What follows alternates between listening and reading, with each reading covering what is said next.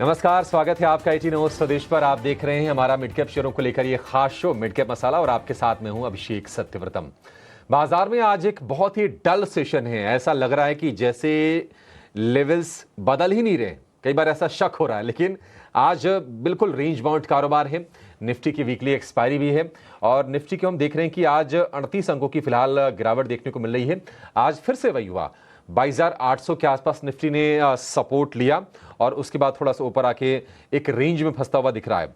Nifty bank में कल हमने अच्छी तेजी देखी, लेकिन उस तेजी में से बड़ा हिस्सा आज निफ्टी बैंक ने गंवाया है।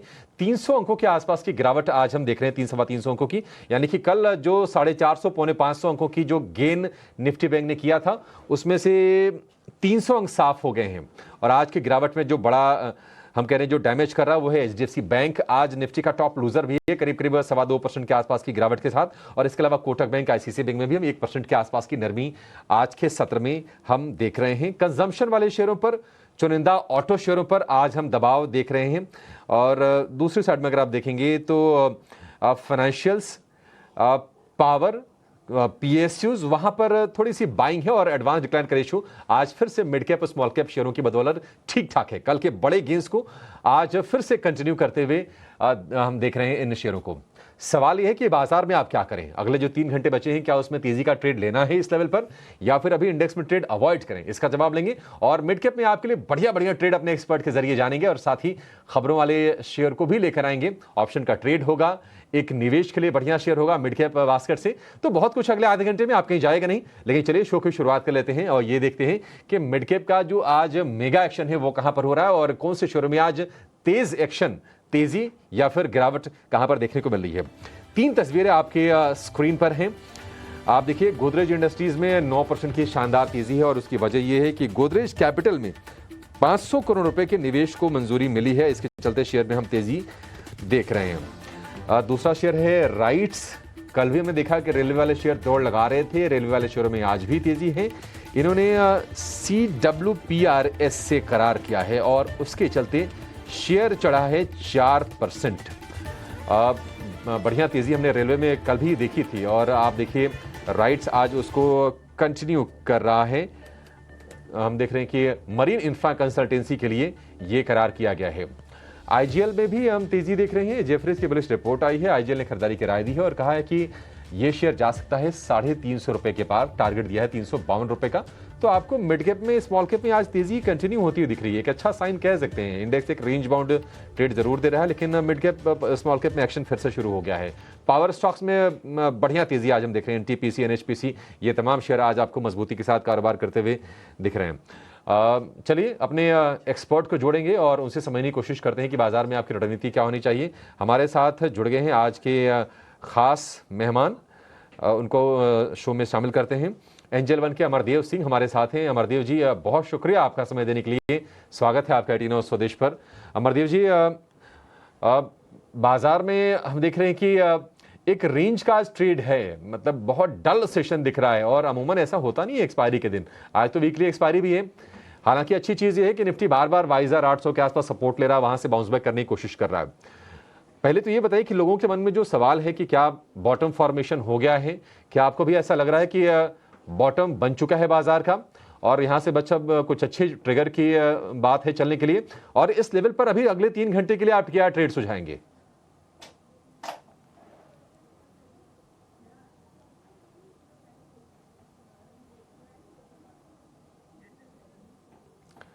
अमरदेव जी, आप प्लीज अनम्यूट कीजिए सर। अनम्यूट कीजिए, फिर सुन पाएंगे आपको। अच्छा, सॉरी। तो तो कहीं ना कहीं यदि मैं मार्केट्स को देखूं तो ये जरूर है कि जो इंडेक्स है वो 22,000, निफ्टी की बात करूं तो 22,700 800 का काफी इंपॉर्टेंट सपोर्ट जोन है। लेकिन ये कहना अभी मतलब जल्दबाजी रहेगी कि बॉटम बन गया है, बिकॉज जो ट्रिगर्स भी हैं मार्केट में वो बहुत ज्यादा मतलब मैं नहीं बोलूंगा बहुत ज्यादा पॉजिटिव है, न्यूट्रल टाइप के ही ट्रिगर्स हैं। तो वो एक है। और दूसरा, कहीं ना कहीं जो यूएस में अभी जो यूएस फेडरल रिजर्व की 28-29 जनवरी को मीटिंग हुई थी और उनकी एफओएमसी की जो मिनट्स भी आई थी, उसमें भी उन लोगों ने हॉकिश स्टैंस लिया है इंटरेस्ट रेट्स को लेके। तो कहीं ना कहीं वो एक इम्पैक्ट तो रहेगा ही और उसका इम्पैक्ट ग्लोबल मार्केट्स पे भी हमें दिखेगा। तो मैं ये मानता हूं कि जो करंट लेवल्स हैं यहाँ से एक पुल बैक जरूर देखने को मिल रही है। तो निफ्टी में की बात करूं तो एक पुल बैक हमें देखने को मिलती है टुवर्ड्स 23,000 ऑड लेवल। सो 23,000, 23,100, 200 ये एक जोन, अपसाइड जोन है जहां रेजिस्टेंस हमें मार्केट को देखने को मिल सकता है। और ऑन द डाउन साइड इसे काफी बाइंग आ रही है 22,850 के आसपास, 800 के आसपास, बिकॉज ये 22,700, 750 is very crucial and important zone. जैसा आपने सवाल किया कि क्या ये बॉटम बन गया है, क्या ये टूट सकता है? हाँ, यदि 22,700 के नीचे मार्केट चलता है तो we could witness some sharp correction in the markets, because जो इंटरमीडिएट टर्म स्ट्रक्चर है मार्केट्स का वो अभी भी काफी वीक है। तो वो ये दिखाता है कि हायर लेवल्स पे सेलिंग है। हाँ, ये जरूर है कि चुनिंदा स्टॉक्स में कुछ सेक्टर्स में कहीं कहीं हमें अच्छी मूवमेंट भी देखने को मिल रही है, तो which is a good sign. Otherwise क्या होता कि मोरलेस एक डल रहता। तो इंडेक्स में हालांकि डल ट्रेडिंग सेशन चल रही है, बट स्टॉक्स ऐसे बहुत हैं जिनमें पॉजिटिव मोमेंटम भी हमें देखने को मिल रहा है।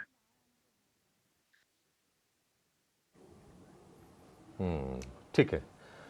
ये व्यू हो गया निफ्टी को लेकर, लेकिन अमरदेव जी, स्टॉक स्पेसिफिक मान लीजिए, अगर किसी को ट्रेड लेना हो, आपके हिसाब से कहाँ पर मोमेंटम है, कहाँ पर अच्छे मौके बन सकते हैं?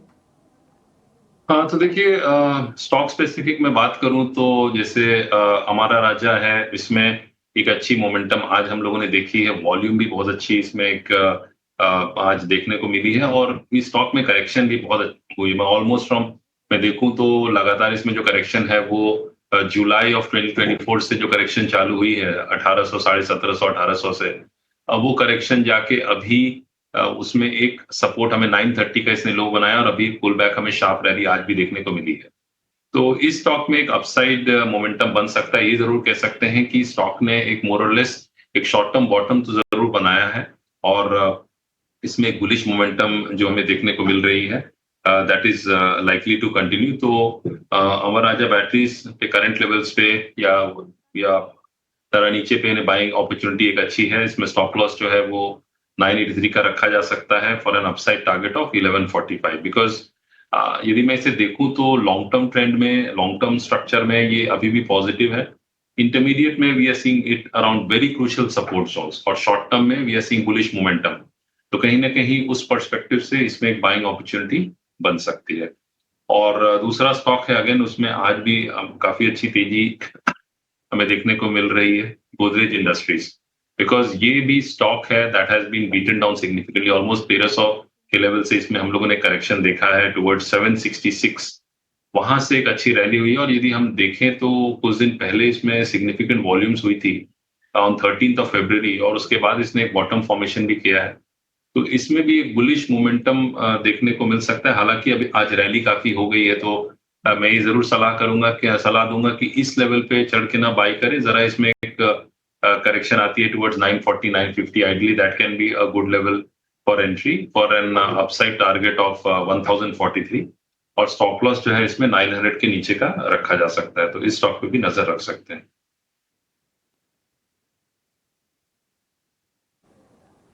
इंटरेस्टिंग है, और इंटरेस्टिंग ये है कि आप देखिए, दोनों के दोनों जो शेयर है ना, 10%, 11% चढ़े हुए हैं, बावजूद उसके वहाँ पर कन्विक्शन है, और आपको ये खरीदारी की सलाह दी जा रही है।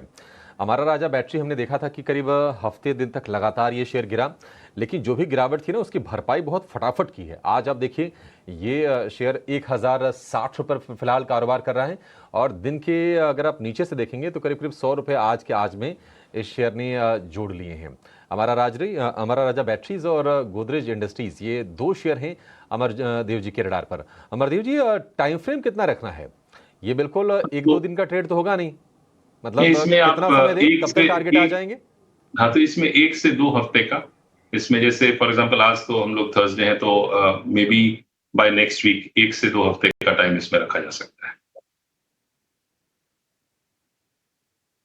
ठीक है, ये पूरा महीना आप दे सकते हैं। देखिए, आज 20 तारीख हो गया, और 28 का महीना ही है, तो आप 1 से 2 हफ्ते दीजिए, आपको ये टारगेट्स आ जाएंगे। ये बिल्कुल शॉर्ट टर्म ट्रेड नहीं है, ये थोड़े पोजिशनल बेसिस पे आप ट्रेड करके चल सकते हैं इन शेयरों में। अमरदेव जी की तरफ से ये राय। आज हम देख रहे हैं कि एनर्जी बास्केट गर्म है। आप उसमें एनटीपीसी देखिए, एनटीपीसी में अच्छी स्ट्रेंथ आ रही है, 3% ऊपर ये शेयर आपको दिखेगा। इसके अलावा ओएनजीसी के शेयर में तेज़ी है। लेकिन आज वायदा का जो टॉप गेनर है वो है एनएचपीसी का शेयर। काफ़ी टाइम के बाद इस तरह के मूव्स देख रहे हैं, लेकिन ये तेज़ी है क्यों, ये ज़रा समझते हैं। उसके बाद इस पर हम राय भी लेंगे अमरदेव जी से। वरुण दुबे हमारे साथ जुड़ गए, हमारे सहयोगी, इस तेज़ी की वजह बताने के लिए। वरुण, अच्छी तेज़ी है एनएचपीसी में, बताइए क्या रीज़न से, क्या ट्रिगर बन रहे हैं? देखिए, एनएचपीसी में तेज़ी का कारण है सीएलएसए की रिपोर्ट। दरअसल सीएलएसए का कहना है कि यहाँ से ये स्टॉक जो है अगले 4 साल में 2 गुना होने का दमखम रखता है और इन्होंने इस स्टॉक की जो रेटिंग है उसको बढ़ा दिया है। पहले आउट परफॉर्म की थी, अब ये हाई कन्विक्शन आउट परफॉर्म की रेटिंग दे रहे हैं और 117 रुपये के प्राइस टारगेट दे रहे हैं। अब देखिए, इनका कहना है कि इस कंपनी के काफ़ी सारे नए प्रोजेक्ट्स जो है वो चालू होने वाले हैं, जैसे कि पार्वती 2 हाइड्रो प्रोजेक्ट जो है वो इनका चालू होने वाला है। इसके अलावा बाकी प्रोजेक्ट भी चालू होने वाले हैं। इनफैक्ट ये जो पार्वती 2 प्रोजेक्ट है उसके चलते अगर आप देखेंगे तो इस कंपनी की जो रेगुलेटेड इक्विटी है उसमें करीब 27% के आसपास का जंप देखने मिलेगा। बाकी जो प्रोजेक्ट्स है वो जब शुरू होंगे तो इनकी जो रेगुलेटेड इक्विटी है FY24 से 28 तक अगर आप देखेंगे तो 2 गुने के आसपास की बढ़त जो है वो आपको यहाँ पे देखने मिल सकती है और इसका सीधा इम्पैक्ट जो है इस कंपनी के EPS पे आपको देखने मिलेगा। इनफैक्ट जो कंपनी नए कारोबार में भी जारी है कुछ तो उसका भी इम्पैक्ट जो है आपको इस कंपनी के ओवरऑल ग्रोथ पे देखने मिलेगा। इनफैक्ट CLSA कहता है कि FY24 से 29 तक इस कंपनी की जो रेवेन्यूज़ है उसमें 113% के आसपास की बढ़ोतरी जो है वो आपको देखने मिलेगी, जबकि पिछले 5 सालों में अगर आप देखेंगे तो करीब 2% के आसपास की बढ़ोतरी देखने मिली थी।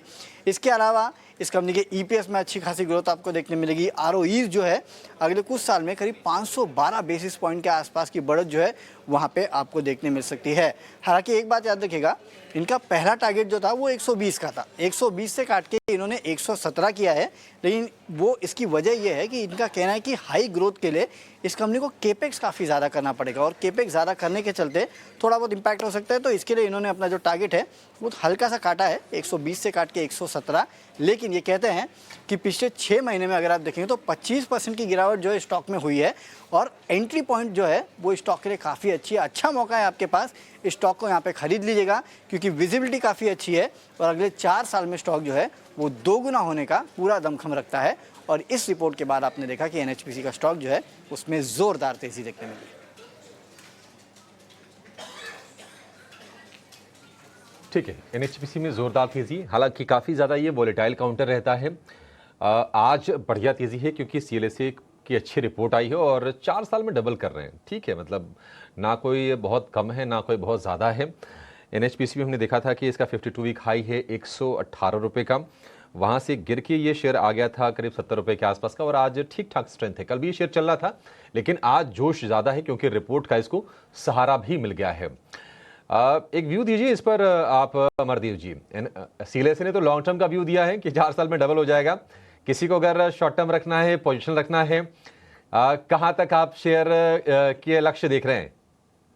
देखिए, ये जरूर है कि स्टॉक में जो आज जैसा आपने कहा कि 118 से इसमें करेक्शन हम लोगों ने देखा टुवर्ड्स 71 और वहां से पुल बैक हमें शार्प ऑलमोस्ट 10-12% की रैली हमें देखने को इस स्टॉक में मिली है। तो ये जरूर है कि इसने एक बॉटम तो जरूर बनाया है। 70-72 का जो काफी क्रूशियल सपोर्ट जोन है वो फिलहाल टूटता हुआ तो नहीं दिख रहा है अनटिल मार्केट्स में ही हमें ओवरऑल मार्केट्स में मेजर करेक्शन देखने को मिला है।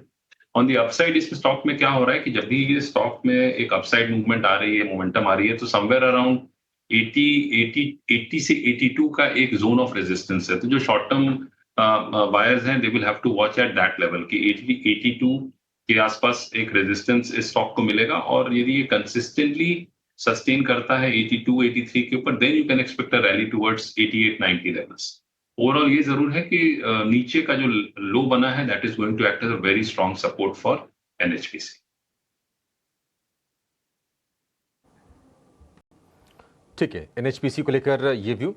एक काम करते हैं, जरा उन शेयरों की लिस्ट भी जरा लेकर आइए स्क्रीन पर जहां पर आज ना बड़ी तेजी है।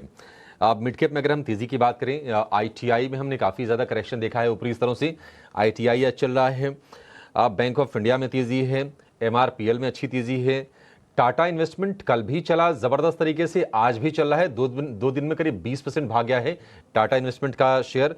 और BSE में भी आज हम देख रहे हैं कि ठीक ठाक तेज़ी है। कल बढ़िया तेज़ी BSE के शेयर ने दिखाई है, आज उसको कंटिन्यू कर रहा है। कमिंस में तेज़ी है। तो ये कुछ तेज़ी वाले शेयरों की लिस्ट है।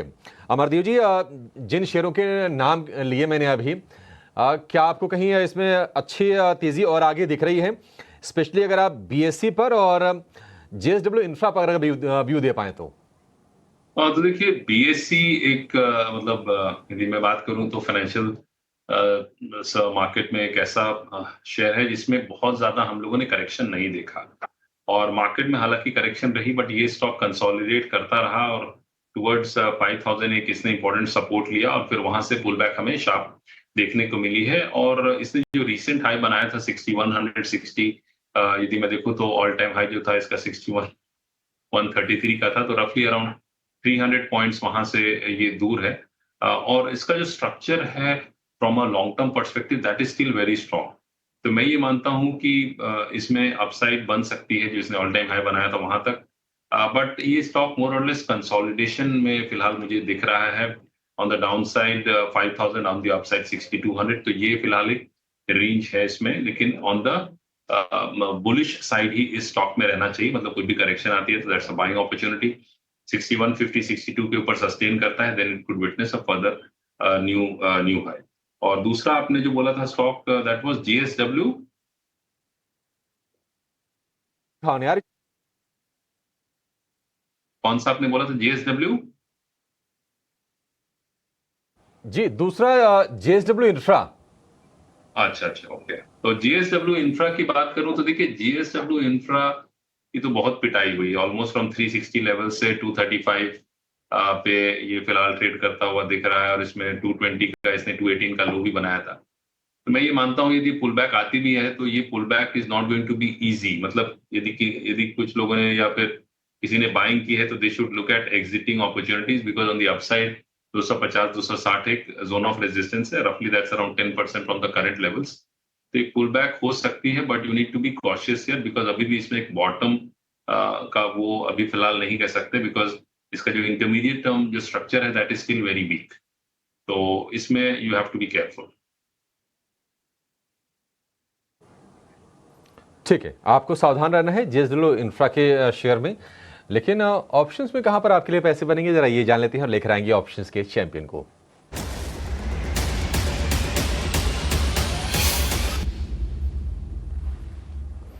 कोटक सिक्योरिटीज के अमोल आठवले हमारे साथ हैं। अमोल जी, बहुत शुक्रिया आपका समय देने के लिए। बताइए ऑप्शंस में पैसे कहां पर बनेंगे?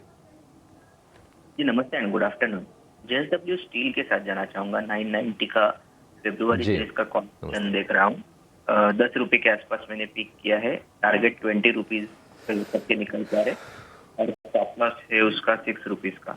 मैक्स प्रॉफिट उसमें हो सकता है 6750 का, और मैक्स लॉस उसमें हो सकता है 2700 का। टेक्निकली देखेंगे तो अप ट्रेंड कंटिन्यूएशन फॉर्मेशन है, और ओवरऑल भी अगर हम देखते हैं तो मेटल इंडेक्स और मेटल स्टॉक्स में पॉजिटिव मोमेंटम है और वही कंटिन्यू रह रहा है। सेटअप अच्छा है, अगर पोजिशनल पॉइंट ऑफ व्यू से जरूर देखा जा सकता है। ठीक है, सेटअप बढ़िया है। जेएसडब्ल्यू स्टील अगर आप मेटल को देखेंगे तो जो दिग्गज है उसमें आपको वाकई जेएसडब्ल्यू स्टील सबसे आगे दिखेगा। स्ट्रेंथ अच्छी दिखी है। 990 वाली कॉल खरीदनी है 10 रुपए के भाव पर। लक्ष्य 20 रुपए का, स्टॉप लॉस 6 रुपए का। रिस्क रिवॉर्ड रेशियो ठीक है। 6700 रुपए का मुनाफा आपको हो सकता है, 6750 का। अधिकतम नुकसान 2700 का, तो आधे से भी कम का नुकसान। 1:2 से भी बेहतर इसका हम देख रहे हैं कि रिस्क रिवॉर्ड का रेशियो है। चलिए एक छोटे से ब्रेक के लिए रुकेंगे। अमोल जी, बहुत शुक्रिया आपका समय देने के लिए और ये बेहतरीन ट्रेड हमारे दर्शकों को बताने के लिए। रेंज में ही है, हल्की सी गिरावट निफ्टी में है। 22,900 के इर्द गिर्द ही पिछले करीब 2-2.5 घंटे से हम बाजार को देख रहे हैं। निफ्टी बैंक की जो गिरावट है 300 को की, वहां पर भी कोई खास चेंजेस नहीं हो रहे हैं। एक रेंज का ही बाजार है और स्टॉक्स में चर्निंग भी नहीं हो रही है। दिक्कत वाली चीज़ ये है। लेकिन एक बड़ी खबर आ रही है, वो ये कि सरकार कुछ पीएसयूज में अपना हिस्सा बेचने की तैयारी कर रही है। FY26 में इस प्रक्रिया को पूरा करने का लक्ष्य है। सूत्रों के हवाले से मिली इस खबर की पूरी डिटेल लेकर हमारे साथ जुड़ गए हमारे सहयोगी प्रकाश प्रियदर्शी। प्रकाश, बताइए क्या प्लान है सरकार का और किन कंपनीज में स्टेक सेल हो सकता है सरकार की तरफ से? देखिए, डिसइन्वेस्टमेंट के मोर्चे पर काफ़ी इंपॉर्टेंट डेवलपमेंट है। जो जानकारी हमें मिल रही है उसके हिसाब से सरकार FY26 के दौरान डिसइन्वेस्टमेंट के लिए OFS रूट को ही एक इम्पॉर्टेंट टूल्स के तौर पर इस्तेमाल करेगी। सूत्र हमें बता रहे हैं कि सरकार की ये योजना है कि FY26 में 5-6 कंपनियों में माइनॉरिटी स्टेक सेल किया जाएगा। OFS रूट के जरिए सरकार अपनी माइनॉरिटी स्टेक जो है वो बेचेगी और उसकी योजना तैयार की जा रही है। साथ ही साथ जो करंट मार्केट कंडीशंस हैं ऑफ कोर्स उसको ध्यान में रखा जाएगा और उसी हिसाब से सरकार अपनी रणनीति तैयार करेगी। हालांकि सोर्स इस बात को कंफर्म कर रहे हैं कि दो ओएफएस के बीच में सफिशिएंट गैप रखा जाएगा ताकि मार्केट में एपेटाइट बनी रहे और बेटर रिस्पांस भी मिले। इस बात को ध्यान में रखा जाएगा, लेकिन फोकस इस बात पर है कि ओएफएस रूट को ही डिसइन्वेस्टमेंट का एक जो बेहतर जरिया है वो बनाई जाए, खासकर जो मौजूदा कंडीशंस हैं उस बात को ध्यान में रखते हुए। कई ऐसे सेक्टर्स हैं जिनमें जो पीएसयूज हैं उनके लिए ओएफएस की घोषणा सरकार कर सकती है, जिसमें infrastructure, power sector, oil and gas sector और डिफेंस सेक्टर के जो सीपीएससीज हैं उनके लिए ओएफएस लॉन्च किए जा सकते हैं। जहां तक स्ट्रेटेजिक डिसइन्वेस्टमेंट का सवाल है, अगर आप FY26 की बात करें, काफी इंपॉर्टेंट एस्पेक्ट है, लेकिन सूत्र हमें बता रहे हैं कि इसके लिए दो तरह की रणनीतियां हैं जिस पर सरकार काम कर रही है। पहला तो ये कि कैलिब्रेटेड डिसइन्वेस्टमेंट स्ट्रेटेजी जो है उसको फोकस किया जा रहा है, और दूसरा जो सीपीएससीज में जो वैल्यू जनरेशन है, एसेट क्रिएशन है, उस पर फोकस है। साथ ही साथ जो नॉन कोर असेट्स हैं सीपीएससीज के, उसकी लिस्टिंग पर भी फोकस किया जाएगा। तो ये दो इंपॉर्टेंट एस्पेक्ट्स है सीपीएससीज की बात जहां तक करें उसको लेकर सरकार आगे बढ़ रही है। और साथ ही साथ वित्त वर्ष 2026 के दौरान आईडीबीआई पर फुल फोकस है। सरकार की योजना ये है कि चालू वित्त वर्ष के दौरान आईडीबीआई बैंक का जो डिसइन्वेस्टमेंट है उसको कंप्लीट किया जाए। लिहाजा तमाम वो प्रयास किए जा रहे हैं कि आईडीबीआई बैंक के ऊपर तमाम फोकस हो और वित्त वर्ष 2026 के दौरान इस ट्रांजैक्शन को कंप्लीट किया जाए। ठीक है, तो ये infra, power, oil and gas in companies में स्टेक सेल की योजना है और ऑफर फॉर सेल ओएफएस के जरिए ये स्टेक सेल कर सकती है। 5 से 6 पीएसयूज में सरकार की हिस्सा बेचने की तैयारी है, ऐसी खबर दे रहे हैं प्रकाश। एक काम करते हैं, आईजीएल पर जरा एक व्यू ले लेते हैं, क्योंकि आईजीएल में हम अच्छी खासी तेजी देख रहे हैं 5% के आसपास की, और इस पर रिपोर्ट भी आई है कि ये शेयर और चल सकता है। आईजीएल, अमर जी, क्या व्यू होगा आपका, क्योंकि हमने देखा कि बोनस आया, शेयर 200 रुपये के नीचे गया, फिर उसके बाद ठीक ठाक स्ट्रेंथ दिखा रहा है आईजीएल। 200 रुपये के आसपास की भाव फिलहाल है, 5-5.5% की तेजी है। तो यदि आईजीएल की बात करूं तो आईजीएल में हम लोगों ने पहले एक अच्छी करेक्शन देखी, ऑलमोस्ट फ्रॉम 280 लेवल से 180 तक का, ऑलमोस्ट 160 तक का इसमें एक भाव हमें देखने को मिला, और वहां से एक अच्छी पुल बैक फिलहाल देखने को मिल रही है। लास्ट फ्यू ट्रेडिंग सेशंस में, लास्ट 3-4 ट्रेडिंग सेशंस में it has been closing in the green, और today also the stock is up almost 5.5%। तो कहीं ना कहीं एक बुलिश मोमेंटम जरूर फिलहाल इस स्टॉक में दिख रहा है, और इसमें एनीवेयर 8 to 10% की रैली और हो सकती है, क्योंकि इसका जो प्रीवियस रिसेंट जो एक हाई बना था दैट वाज समवेयर अराउंड 224 के आसपास। तो कहीं ना कहीं वहां तक की एक गुंजाइश जरूर बनती है। वहां जाके स्टॉक को 218 से 224 का एक जोन है रेजिस्टेंस का। तो यदि लोगों ने सपोज बाय किया है तो they should look eight booking profits around that level, तो वहां जाके कुछ सेलिंग प्रेशर आ सकती है। ये जरूर है कि स्टॉक ने एक बुलिश जो है डाइवर्जेंस चार्ट्स पे दिखाया है, और जो रिसेंट लो बना था that should act as a short term bottom. 220-225 के ऊपर सस्टेन करेगा तभी इसमें कोई अच्छी रैली टुवर्ड्स 245-250 हमें देखने को मिल सकती है। ठीक है, 220-225 के ऊपर अगर निकला शेयर ये, तो फिर ये 240-245 तक जाने का दमखम रखता है आईजीएल का शेयर। चलिए, इसी के साथ इस शो को यहाँ पर समाप्त करेंगे। अमरदेव जी, बहुत शुक्रिया आपका समय देने के लिए और आज तमाम शेयरों पर अपनी रणनीति हमसे साझा करने के लिए। फिलहाल इस शो को यहीं पर समेटेंगे। एक